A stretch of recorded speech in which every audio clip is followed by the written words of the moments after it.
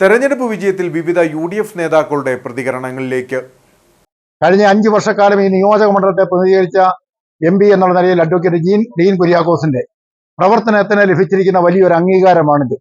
അദ്ദേഹം പാർലമെന്റിൽ ഇടുക്കിയിലെയും പ്രത്യേകിച്ച് ഹൈറേഞ്ചിലെ ജനതയ്ക്ക് വേണ്ടിയിട്ടുള്ള അദ്ദേഹത്തിന്റെ പോരാട്ടം, ഇന്ത്യൻ പാർലമെന്റിൽ ഹൈറേഞ്ച് ജനതയുടെ ശബ്ദം മുഴക്കുന്നതിന് വേണ്ടി അദ്ദേഹം നടത്തിയിട്ടുള്ള ശ്രമങ്ങൾ, അദ്ദേഹം ഓരോ ബുദ്ധിമുട്ടുകളും ആളുകൾക്കുണ്ടായപ്പോൾ അവരോട് ഒത്തുനിന്നുകൊണ്ടുള്ള അദ്ദേഹത്തിന്റെ ആ പ്രവർത്തനങ്ങൾ, അതോടൊപ്പം തന്നെ അദ്ദേഹം നടത്തിയിട്ടുള്ള നിരവധിയായ ജീവകാരുണ്യ പ്രവർത്തനങ്ങൾ, ഇവയെല്ലാം ഇടുക്കിയിലെ ജനങ്ങൾ ഉൾക്കൊള്ളുകയും അതിനുള്ള വലിയൊരു അംഗീകാരം നൽകുകയും ചെയ്തിട്ടുണ്ട്.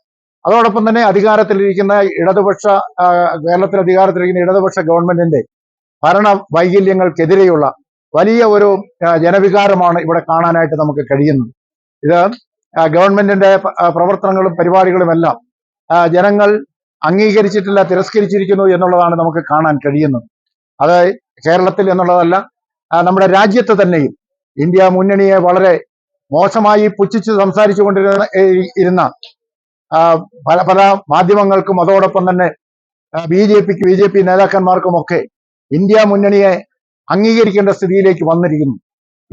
ഇന്ത്യൻ രാഷ്ട്രീയത്തിൽ നരേന്ദ്രമോദിയോടൊപ്പം നിൽക്കുന്നയാളാണ് ശ്രീ രാഹുൽ ഗാന്ധി എന്ന് ഇന്ത്യൻ ജനത അംഗീകരിക്കുന്ന ഒരു നിലയിലേക്ക് ഇന്ത്യൻ രാഷ്ട്രീയം മാറിയിരിക്കുന്നു എന്നാണ് നമുക്ക് കാണാനായിട്ട് കഴിയുന്നത്. പിണറായി സർക്കാരിന്റെ ഒന്നാം പിണറായി സർക്കാരിന്റെയും രണ്ടാം പിണറായി സർക്കാരിന്റെയും കാലഘട്ടത്തിൽ ഈ ജില്ലയിലെ ജനങ്ങളോട് കാണിച്ച അനീതി, പറഞ്ഞ് ചതിച്ച് വഞ്ചിച്ച നടപടികൾ, എത്രയോ കാര്യങ്ങളാണ് ബഹുമാനപ്പെട്ട കേരളത്തിന്റെ മുഖ്യമന്ത്രി തന്നെ ഈ ജില്ലയിൽ കട്ടപ്പന ഉൾപ്പെടെയുള്ള സ്ഥലങ്ങളിൽ തെരഞ്ഞെടുപ്പ് പ്രചാരണ സമയങ്ങളിലെല്ലാം വന്ന് ഈ ജനങ്ങളോട് 12,000 കോടി രൂപയുടെ പാക്കേജ് സഹായം ഉണ്ടാകും, ഈ ജില്ലയിലെ ജനങ്ങളെ സഹായിക്കും, പ്രളയത്തിൽപ്പെട്ടവരെ സഹായിക്കും, കാർഷിക മേഖല തകർന്നവരെ സഹായിക്കും, അങ്ങനെ ഏതെല്ലാം തരത്തിലുള്ള വാഗ്ദാനങ്ങളാണ് നൽകിയത് എന്ന് ഈ ജില്ലയിലെ ജനങ്ങൾക്ക് മറക്കാൻ കഴിയത്തില്ല. പറഞ്ഞതല്ലാതെ ഒരു നയാ പൈസയുടെ ഉപകാരം പോലും ഈ നാട്ടിലെ ജനങ്ങൾക്ക് പിണറായി സർക്കാരിന്റെ ഭാഗത്തുനിന്ന് ഉണ്ടായിട്ടില്ല. ഉപദ്രവമല്ലാതെ ഉപകാരം ഉണ്ടായിട്ടില്ല.